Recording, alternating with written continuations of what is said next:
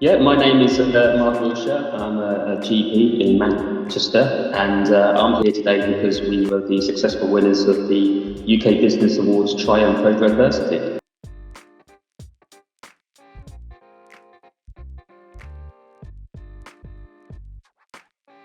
Could you provide an overview of your career journey that ultimately led to you becoming a GP partner of Quayside Medical Practice, along with a brief description history of the business? Yeah, okay. There's quite a long history. I'll try and keep it brief as I can. My journey started, I didn't really know what I wanted to be when I was younger. Various ideas, like lots of young people. I tend to go into schools and help children make those decisions and give them advice about being a doctor. But yeah, my career path was slightly different. So I ended up working in hospitals as a clinical scientist, doing various testing things, which I loved. And from there, I went on and got more qualifications, a degree, and then entered medicine at a bit of a later date, and loved it from day one. I was at medical school in Sheffield for 5 years, and I spent my earlier GP doctor years working around South Yorkshire, North Derbyshire. And then I actually went into specialised working with children. I went down to Oxford Deanery, worked down that way, which I thoroughly enjoyed. But something wasn't quite right, and after a period of time, I decided to retrain as a GP, and I came back up to West Yorkshire. I trained there, qualified as a GP, worked as a GP and a GP partner in West Yorkshire. Again, had some other changes, ended up coming over to Manchester way to work, and ended up at Quayside Medical Practice. Bit of a convoluted route, but yeah, so I've been here for about 5 years or so, it's been a great journey so far. What challenges have you faced, would you say, as GP partner of Quayside Medical Practice? And what advice would you give to someone who's maybe looking to get into the healthcare industry as well? Yes, I think from Quayside, when I came over, there were lots of changes at the practice. It was a very well-run practice, but the last sort of GP partner had left. We sort of left the contract up, and it's actually my mother-in-law was the practice manager. She'd been there, she's now retired for the last couple of years, and she'd been there for 27 years and run this practice really, really well.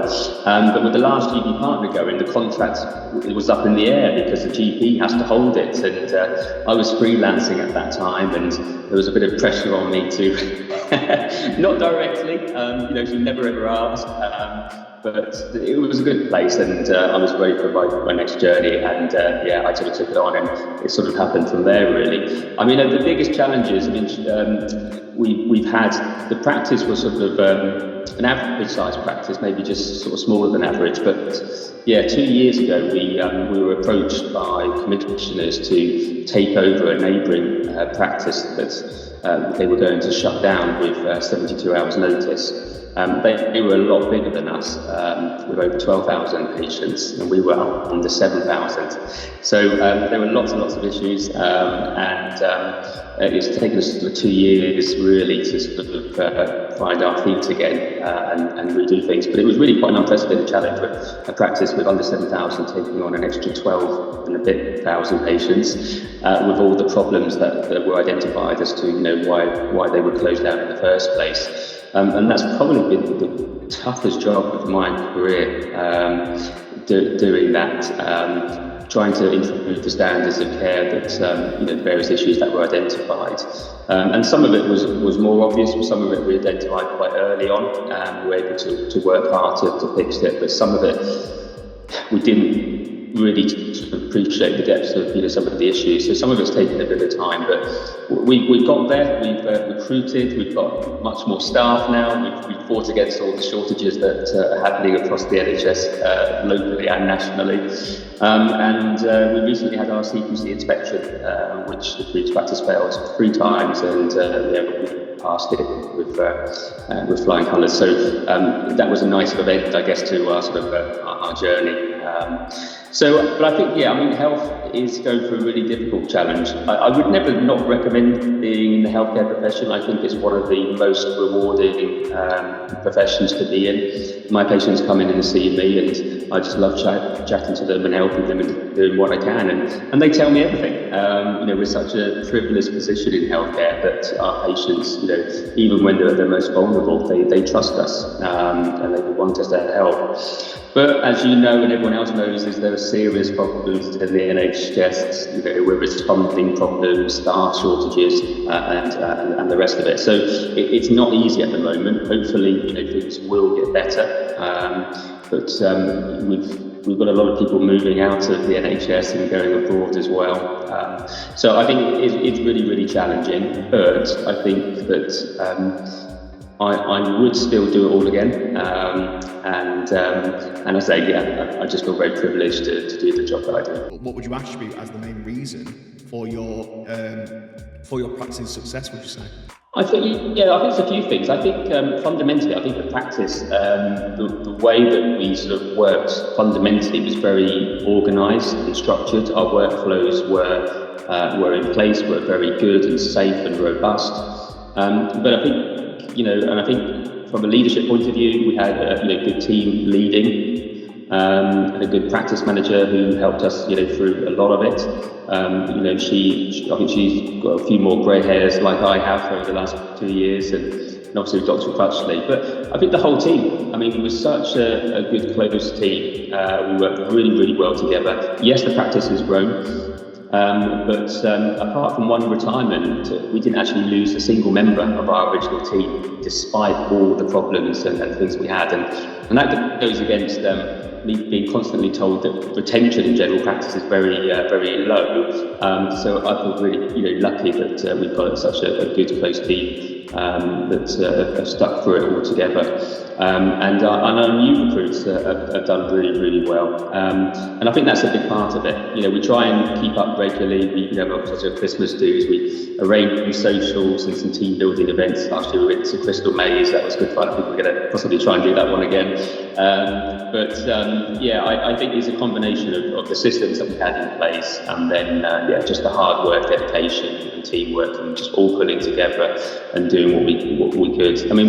We did have a lot of abuse initially. There were lots of frustrated patients with the system. We had to often make a lot of changes, which some people were resistant against. And there were days we had to call the police to protect our staff and things. But after a while, when patients realised that we were in and we were making significant changes, and meaning patients weren't sort of queuing 30 out the door just to try and get an appointment on the day, that there were other ways that we could do it and make it easier for them.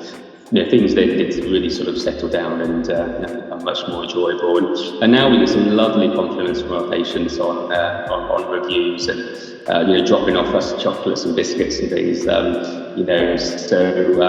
majority of the people can really see the great work, but it's all down to every single member of the team.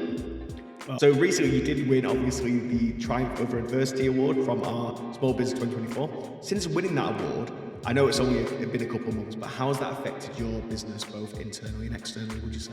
Yeah, I think you're right. I think it's still early days. I think internally, I think that given all the pressures and the bad news in the NHS generally, I think it's been a real morale booster for us as a team to actually say that we've done something and achieved something here. Because I think a lot of the work is often sort of just unsung, isn't it? It's just expected, but I think this sort of highlights for us the achievement, and it's a bit of a morale booster. Externally, we've sort of informed people locally and other doctors and things who have congratulated us, and that's lovely. And again, our patients have been receiving of it. But I think it's still early days, and I think more people will see what we've done and achieved, and that would be good again for the practice and for my staff. They deserve the recognition for this. As I said, it's a team event, and everyone's done a fantastic job. as an award winner, would you recommend Business Awards UK to other businesses? Yeah, I think so. I think we, as I said, it's definitely given us a morale boost, and obviously we're doing this interview now, and this will go out, and all the other things, and I would definitely recommend it. What is the next big step for yourself in Quayside Medical Practice, would you say? Yeah, good question. So, things aren't getting any easier in healthcare, and certainly in general practice land, we're sort of, we've got lots of targets to hit now. I think for us, I mean, the interesting thing is for us is that despite doing everything we've done, we're still growing. I'm not too sure where these patients are coming from because they're not building houses. We do attract patients from further afield, and I'm always inquiring as to why. But some of it's our reputation. We've got a good social media following and things. So we are continuing to grow, and we're quite an innovative practice in the way that we work. We try to do things differently to try to make sure our patients get the best care that they can. And so for us, we are continuing to recruit. I'm currently interviewing one of our team members this week and next week. So we're getting some more admin staff in place. We're still trying to recruit more clinical staff. We've got a lot that we've implemented and they've absolutely been fantastic, and we'll keep continuing to grow. And my ultimate aim, and as a practice, is what we want to do is we want to be able to offer everything we possibly can locally. We don't want our patients having to traipse up to the hospital and go further afield. And so we're hopeful that we can try and convince the powers that be that there's a lot more that we can do. Locally, we've got the skills and the resources to do. And if we can convince them to do it, that's going to make a massive change and benefit to our patients who we don't have to, keep going up to the hospital for various things. So, yeah, we're really keen on pushing that agenda. But there's challenges because if there's no money, then we don't get those sorts of things. And we'll just have to wait and see. But we'll continue business as usual and working hard and trying to do everything we can. Well, that does sound wonderful, Mark, and I'm sure your new employees and your new patients who join you this year will be in the best of hands. But yeah, thank you so much for joining us today, Mark. If people want to find yourself, or they want to find Quayside Medical Practice, where can they find you? Yeah, so our website is quaysidemedicalpractice.co.uk. We've also got a Facebook page, Quayside Medical Practice. Lots of information on there about local events and what we're doing as a practice. It's a great resources for patients to follow. Anybody who looking to join, more than welcome to pop in and have a chat with us, and that'll be fine as well. Brilliant. No, thank you so much for joining us today, Mark. It's been an absolute pleasure. Brilliant. Thank you very much.